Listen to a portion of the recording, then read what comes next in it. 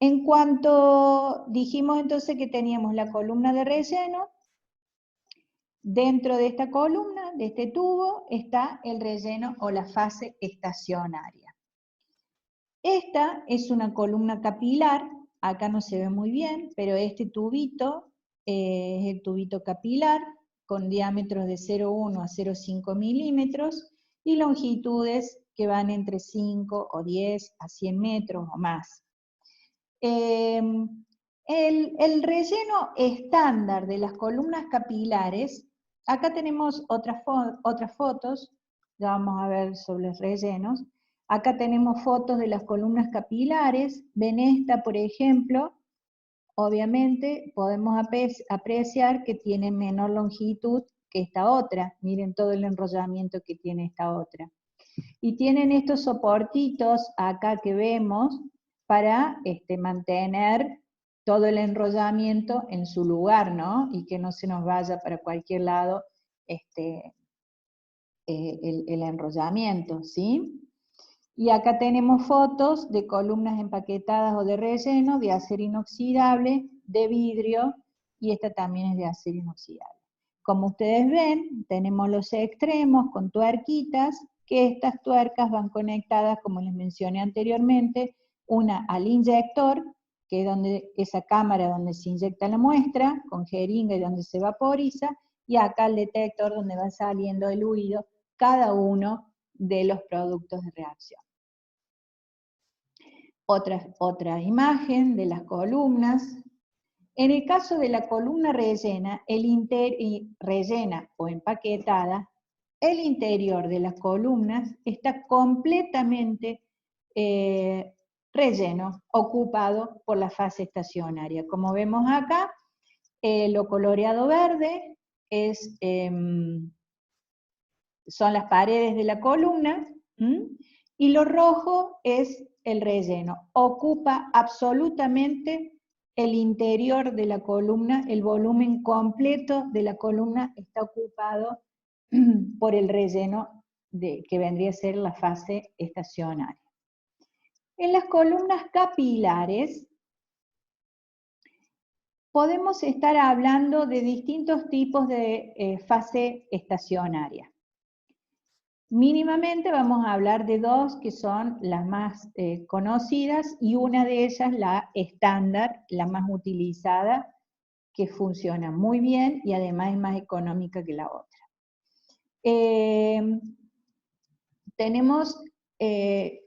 Ambas se llaman tubulares, columnas tubulares abiertas. ¿Por qué?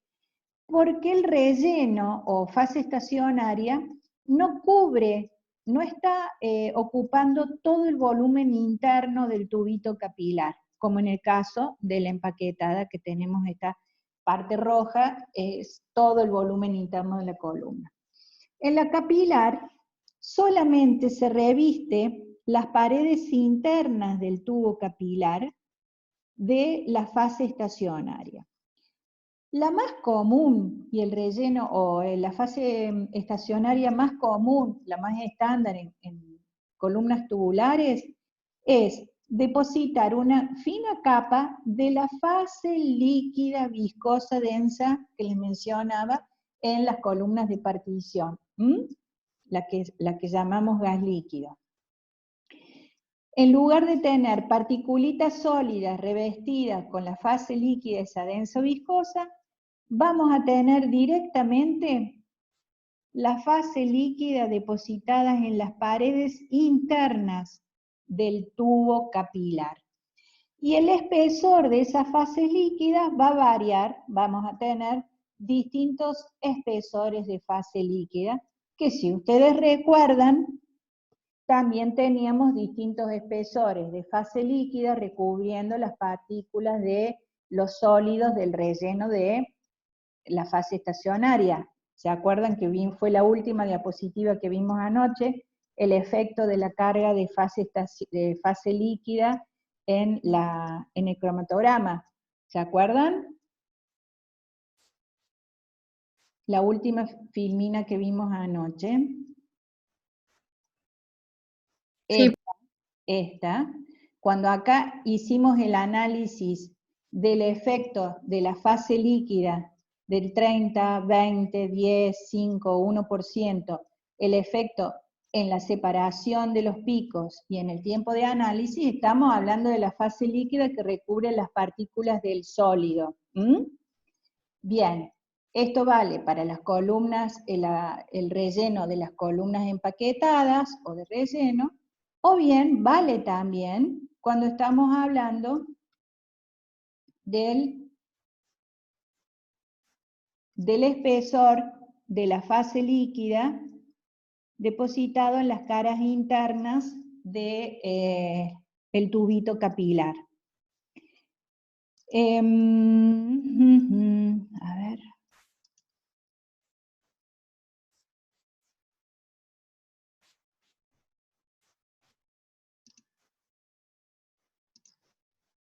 Bueno, entonces dijimos que este espesor va a variar.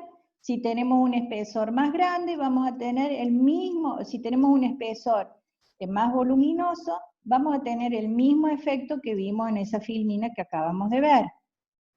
Los solutos van a quedar más tiempo retenidos en la fase estacionaria, menos en la fase gas, entonces van a demorar un poquito más en salir. Es el mismo análisis. Y este otro esquema, acá tenemos un relleno también en las caras internas del tubito capilar, pero sí tenemos una fina capa de partículas de sólido embebidos en la fase líquida, densa y viscosa, ¿sí? Esta es menos frecuente porque es mucho más cara la elaboración de estas, pero bueno, las podemos encontrar también en el mercado.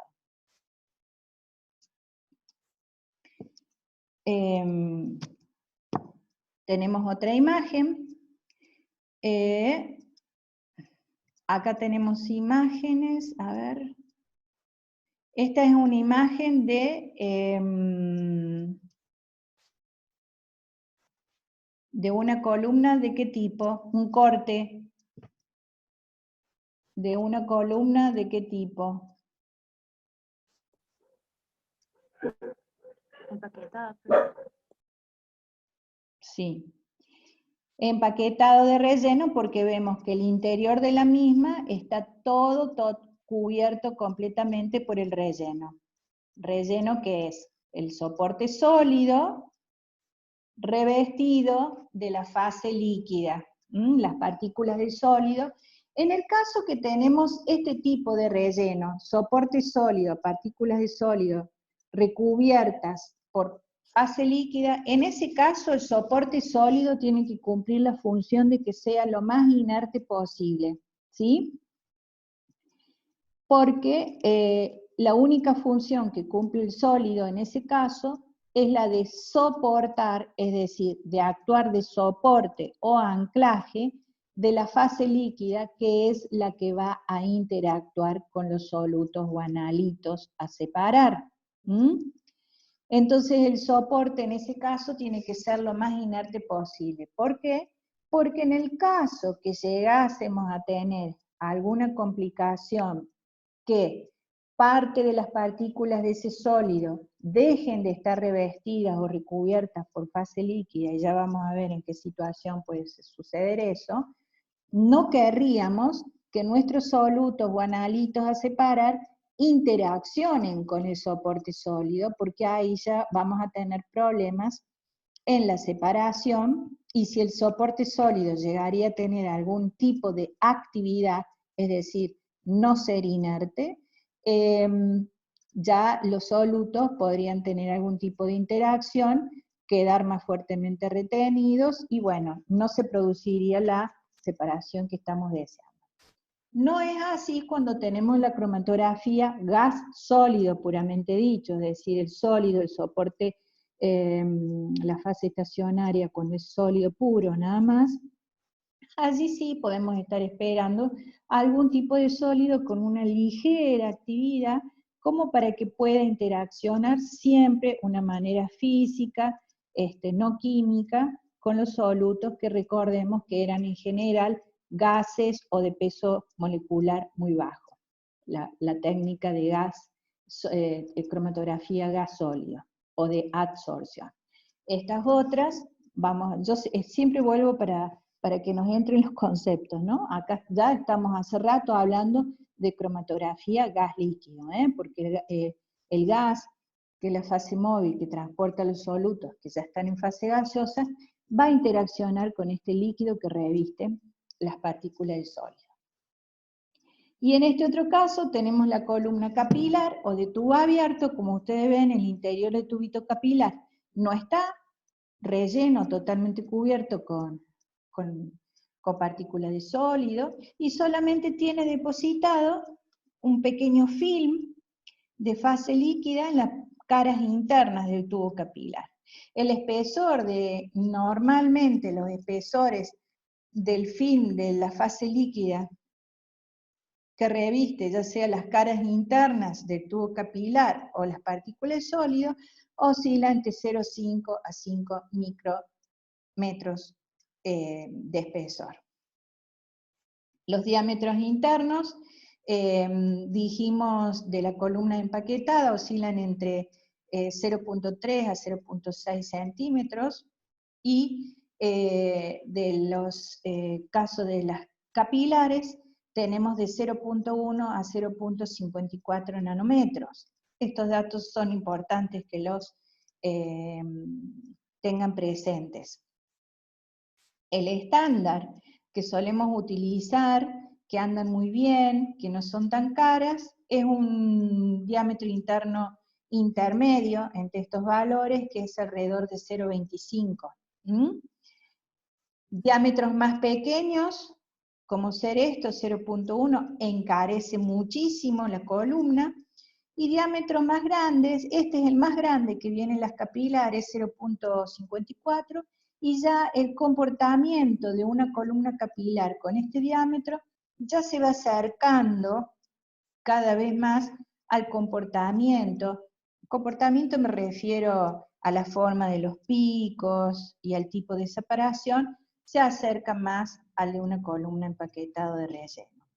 Esta columna, que tiene la fina capa en la cara interna de la pared de tubito capilar, se denominan con esta sigla Wall Coated Open Tubular.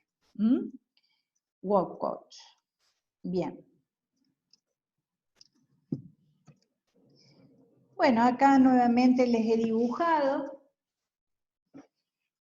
con mis aptitudes artísticas cómo podría ser el recubrimiento en las paredes, otra forma, en las paredes internas, la fina capa de fase líquida, y el gas portador que atraviesa la columna sin obstáculos en la columna capilar, ¿no? Gas portador con los solutos que va transportando, y estos van interaccionando con la fase líquida depositada en las caras internas de la columna. Y acá si tuviéramos, como les dije, particulitas de sólido adheridas a las caras internas de la columna, pero siempre de tubo abierto, que no está completamente relleno el interior del tubo. Nuevamente tenemos lo mismo. A ver si hay algo que no dije. No. Bueno, acá viene otro concepto importante que va ligado a el uso de columnas capilares. Al uso de columnas capilares en un cromatógrafo. Cuando vamos a trabajar con columnas capilares en un cromatógrafo, y no con columnas de relleno empaquetada, aunque nosotros podamos inyectar en la jeringa que les mostraba antes, leer 0,2 microlitros, que es la mínima subdivisión métrica que tiene la jeringa, aunque podamos leer y medir eso e inyectamos lo mínimo, eso es mucha cantidad para una columna capilar. ¿Por qué? Debido a los escasos volúmenes internos que tienen las columnas capilares, ese volumen de muestra es muy mucho volumen para la longitud de las columnas y el diámetro que tienen. Entonces, estos cromatógrafos que van a trabajar con columnas capilares, tienen en la cámara de inyección o inyector, como les mencioné al principio a hacer, un sistema que se llama inyector de tipo split.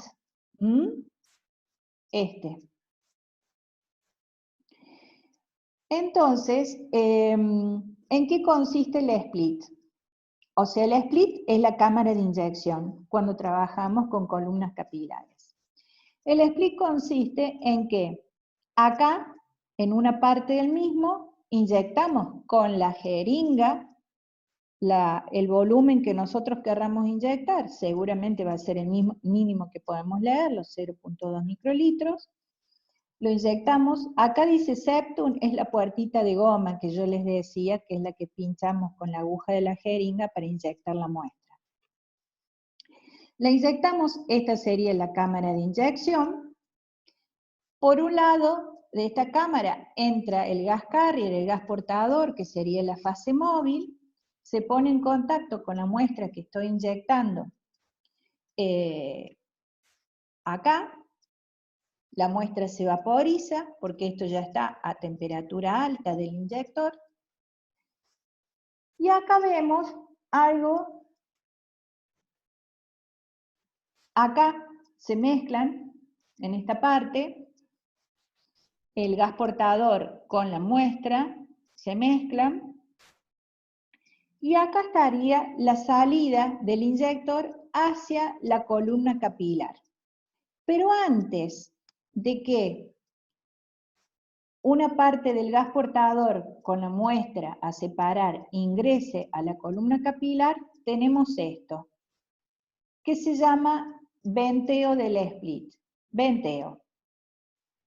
Y vamos a ver esto. El venteo quiere decir que vamos a eliminar de lo que ingresa a la columna capilar una gran cantidad de lo que hay en esta cámara para que entre lo menos posible a la columna capilar, ya que, como les mencioné, la columna capilar deberá trabajar con el menor volumen posible dentro del interior de la columna, debido a que tiene muy pequeño diámetro y longitudes mucho más largas que las otras columnas de relleno, lo que se hace muy dificultoso y no es factible trabajar con grandes volúmenes en tan pequeños diámetros y tan largas longitudes de columna.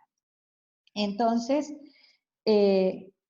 entre el volumen que vamos a ventear y el volumen que vamos a inyectar, el operador e inclusive el proveedor de columnas y el proveedor de cromatógrafo siempre va a hacer sugerencias de qué relación de venteo o de split, que es lo que está acá, nos va a convenir utilizar para cada tipo de columna que utilicemos nosotros en nuestros ensayos de laboratorio.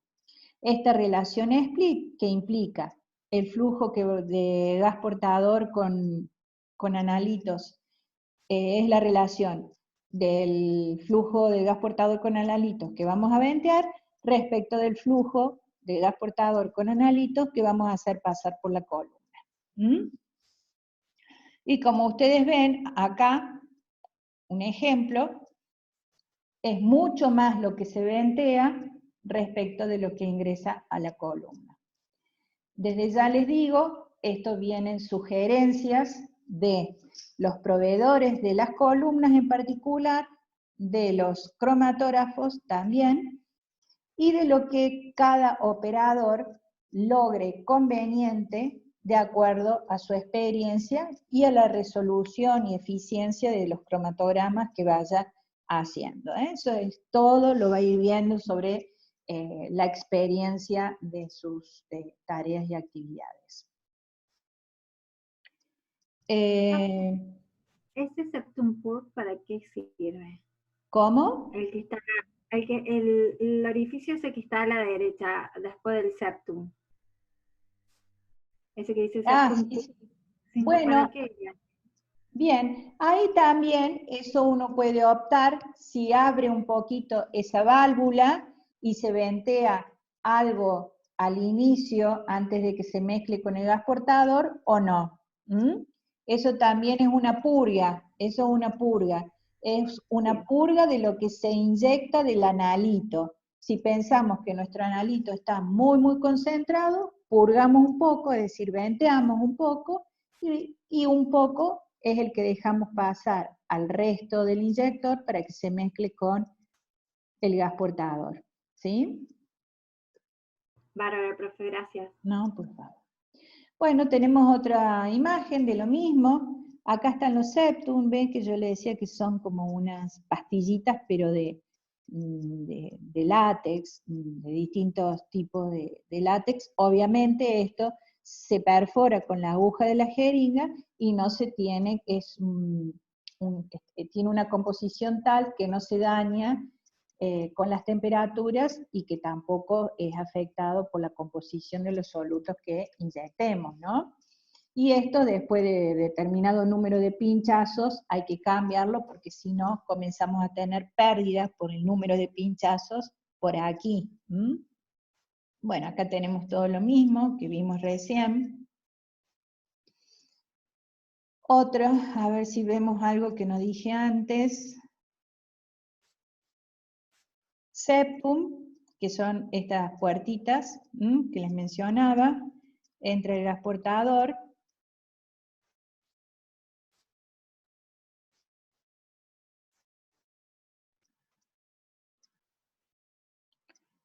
Liner es acá donde se mezcla el gas portador con la muestra problema, ¿sí? Bien, se los menciono porque por ahí van a encontrar en varios lugares liner. Bien, y acá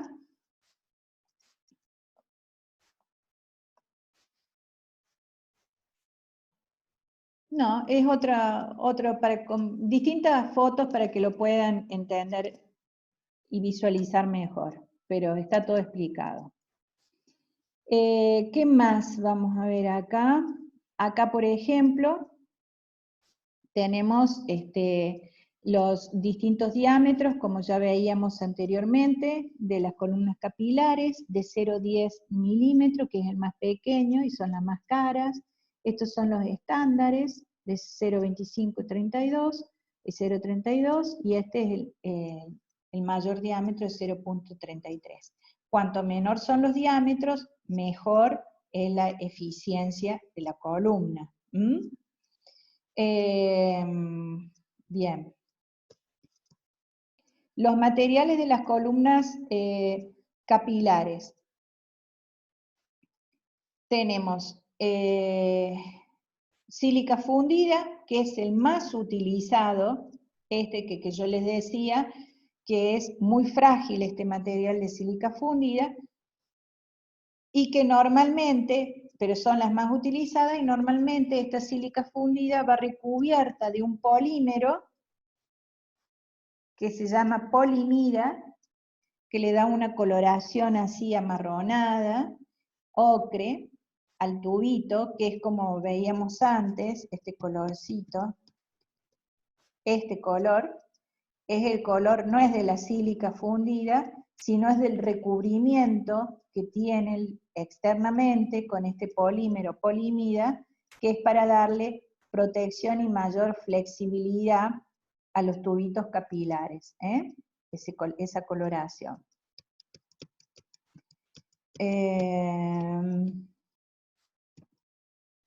Entonces sílica fundida, o también podemos tener de Pirex, de acero inoxidable, vidrio Pirex, acero inoxidable, pero bueno, la más conocida es esa. Esto ya lo hemos visto. Estas son las denominaciones en inglés. La más común es esta, Wall Coated Open Tube, donde la fase líquida está depositada en las paredes internas. Esta es la plot, la que tiene fase estacionaria sólida, las particulitas pegadas en las paredes internas del tubito. Y esta es Scout, que tiene el revestimiento de partículas sólidas embebidas en fase líquida, así como en las columnas de relleno, pero en las caras internas del tubito capilar. Tenemos básicamente, lo más conocido, esas tres familias, ¿no? Y este es un cromatógrafo un cromatograma de una columna capilar. ¿Ven? Como son picos agujas, le llaman a los picos obtenidos en un cromatograma cuando se trabajan con columnas capilares. No son los triangulitos que veníamos viendo en las filminas anteriores. Esos triangulitos los vemos generalmente en las columnas empaquetadas. No quiere decir que en las columnas capilares no veamos triangulitos, sí los vemos también, pero es muy usual ver este tipo de cromatograma, picos agujas. Bueno, acá tenemos esto para que veamos, este es un cromatograma de 16 componentes, una mezcla de 16 componentes, todos separados. Y la denominación, cuando uno muestra un cromatograma, se ponen las condiciones, es decir, qué columna se utilizó y en qué condiciones operativas se trabajó. Por ejemplo, acá se trabajó con una columna HP5, HP es la marca comercial, Hewlett Packard, 5, bueno, es una denominación del tipo de relleno que tiene, es decir, el tipo de fase estacionaria, mejor dicho, que tiene. De 30 metros de longitud, 0,25 milímetros de diámetro interno y 0,25 micrómetros de ¿qué es esto?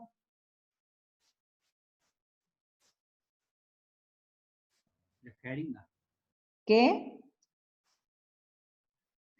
Estos 0,25 micrómetros es el espesor de ¿quién? De la fase líquida viscosa que está en la pared. Muy bien, muy bien, muy bien, muy bien. Bien, y las condiciones operativas del ensayo realizado fue la temperatura de la columna en el horno, que consistió en un programa de temperaturas, que ya lo vamos a ver si hacemos tiempo de verlo hoy. No se trabajó para lograr esta resolución de cromatograma, no se trabajó obviamente con una temperatura isotérmica. Ya nomás voy introduciendo un concepto. No podemos utilizar temperatura isotérmica cuando tenemos una mezcla a separar tan numerosa, con tanta diversidad de grupos funcionales. En este caso no es que sean distintos grupos o familias, pero sí tenemos una gran diversidad de puntos de ebullición o pesos moleculares. Entonces, cuando tenemos una mezcla con un elevado número de componentes a separar, que me implica variabilidad de pesos moleculares y o puntos de ebullición, y además podemos tener variabilidad de grupos funcionales, entonces no es aconsejable, de hecho no es para nada práctico trabajar con temperatura isotérmica en el horno, y ya vamos a ver por qué. Entonces acá el horno trabajó con un programa de temperatura. Estuvo 5 minutos a 50 grados como temperatura inicial, luego se aplica una pendiente de calentamiento de 20 grados centígrados por minuto, y finalmente se llega a una temperatura final de 320 grados, en el cual permanece a esa temperatura final durante 2 minutos. El gas portador fue helio, con un caudal de 2 mililitros por minuto, y el detector que se utilizó en este ensayo fue un FIT que se llama detector de ionización de llama, que ya lo vamos a ver. ¿Se entiende eso? Es decir, cuando se hace un análisis cromatográfico hay que presentar esos datos. Todos esos datos son los que han influido para lograr obtener este cromatograma, este ensayo y esta separación. Si cambiamos de columna, si cambiamos de programa de temperatura, o cambiamos de caudal de gas portador, esto cambia, ¿sí? Por eso es necesario que demos todas las condiciones en que hemos logrado hacer este cromatograma. Esto no lo vamos a ver. Esto, chicos, acá tienen un enlace para ver, se los he puesto casi al final. No lo vamos a ver porque todo lo que está acá es lo que yo más o menos les explico entre ayer, hoy y la semana que viene. Pero esto, para que lo repasen ustedes, es cómo funciona un equipo cromatográfico. Acá está el enlace para que ustedes los vean. También les he subido material adicional extraído de distintas firmas comerciales. Bien, en cuanto al soporte sólido que les mencionaba anteriormente, el soporte sólido sería el que actúa de soporte o anclaje de la fase líquida estacionaria.